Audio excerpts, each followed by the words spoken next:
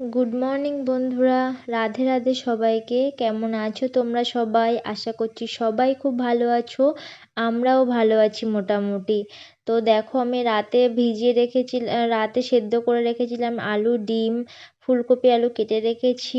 বেগুন ভাজা করব বলে সেটাও কেটে রেখেছি, কারণ অনেক সকালে উঠে রান্না করাটা আমার পক্ষে এত সম্ভব হয়ে ওঠে না সব কিছু গুছিয়ে নিয়ে। এই জন্য আগের দিন রাতে যতটুকু পারি ততটুকু আমি গুছিয়ে রেখে দিই, যাতে পরের দিন সকালে কম সময়ের মধ্যে তাড়াতাড়ি অনেকগুলো রান্না হয়ে যায়।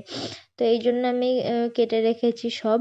আর ফুলকপি আলু সেদ্ধটা বসিয়ে দিয়েছি, আর দিকে ডিমের ঝোলটা করব বলে কড়াইয়ে বসিয়ে দিয়েছি।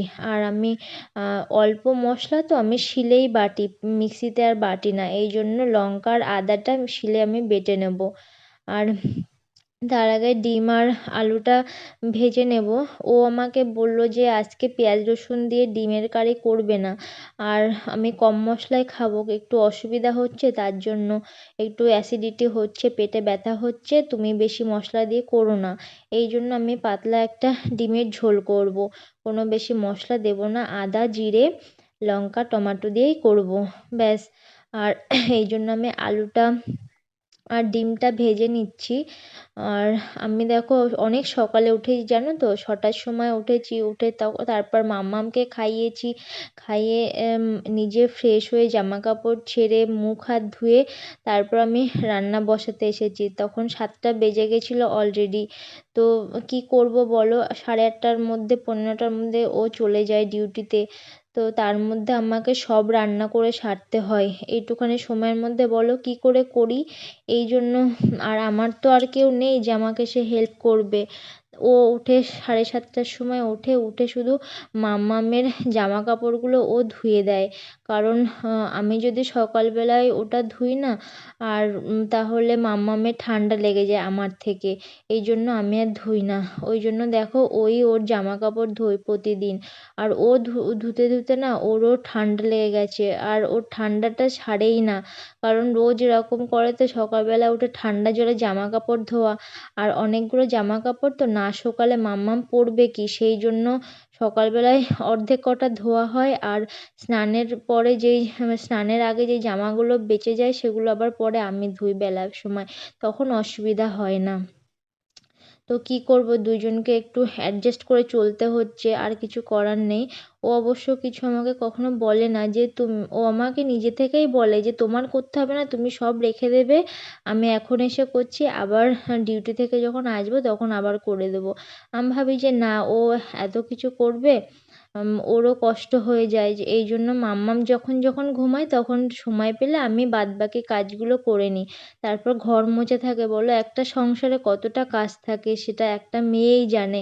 তাও একটা ফ্যামিলিতে কেউ থাকলে হয়, আমি নিজে নিজে সব কিছুই করি। তো আর কি করব বলো। রান্না করতে করতে আমি ঘরটাও ঝাড়ু দিয়ে নিচ্ছি, কারণ বাসি ঘরে বেরাতে নেই।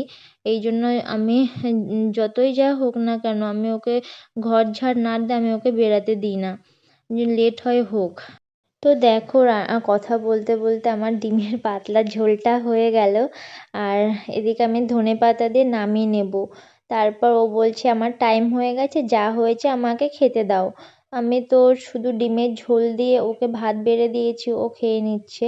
তারপর আমি ভাবলাম যে ও খেতে খেতে দেখি যদি বেগুন ভাজাটা হয়ে যায় তাহলে ওকে দেব। এই জন্য আমি দুই উনুনে বসিয়ে দিয়েছি।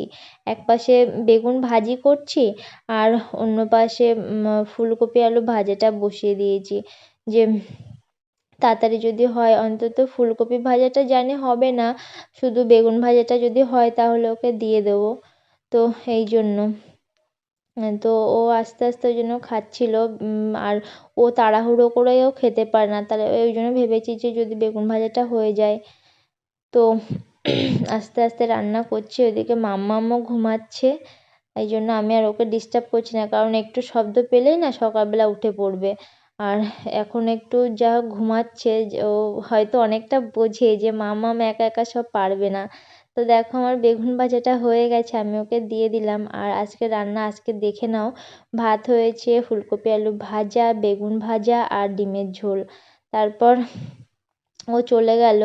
আর আমি বাদবাকি যে রান্নাবান্নার পরে যে বাসনগুলো ছিল, ওর একটু থালাটা ছিল, আমি সব ধুয়ে নিচ্ছি। দেখলাম যে মাম্মাম ঘুমিয়ে আছে, যখন ঘুমিয়ে থাক, আমি বাদবাকি কাজগুলো করে নিই, নয় ও উঠে পড়লে না আর হবে না। ওকে নিয়ে ওর রেডি করাতে হবে, ওকে নিয়ে একটু ঘোরাঘুরি করতে হবে, কমসে কম ওর ওঠার পরে ওর পেছনে আমার 2-2.5 ঘন্টা দিতে হয়। তারপর ও আবার একটু কষ্ট হয়ে যায় খেলে ঠেলে, তারপর ও ঘুমিয়ে পড়ে। তখন আবার নিজে একটু খাই, আর তখন আমার খেতে খেতে বেলা 11টা 11:30 বেজে যায় বলো। ও এখনও ফিডিং করে, এত বেলা করে খেলে হয়? তবু আমার কিছু করার নেই, তো ওটা ওইভাবে আমাকে খেতে হয়, কারণ ওকে নিয়ে খেতে পারি না। ওর এখনও অন্নপ্রাশন হয়নি তো, মানে ওর খাওয়ার ঝোঁকটা বেড়ে গেছে। ও খাবার দেখলেই না এখন হলো মানে খাওয়ার জন্য ছটফট করে। তাই এই জন্য আমি আগে চাটা খেয়ে নিই, যে অত বেলা পর্যন্ত থাকাটাও ঠিক হয় না। তো একটুখানি চা বিস্কুট খেয়ে নিই, তাই সেই চায়ের জলটা আমি বসিয়ে দিয়েছি। তারপর চা করে এসে দেখি মাম্মাম উঠে পড়েছে, উঠে নিজে নিজে খেলছিল। তারপর ওকে নিয়ে এবার রেডি করব, তারপর শুরু হবে ওকে ওর ওর পেছনে আমার টাইম দেওয়া। তো আজকের ভিডিওটা আর বেশি বড় করব না। তো যদি ভালো লাগে অবশ্যই একটা লাইক, কমেন্ট আর আমার চ্যানেলটা সাবস্ক্রাইব করে আমার পাশে থেকো। সবাই ভালো থেকো, সুস্থ থেকো, ততক্ষণের জন্য সবাই টাটা।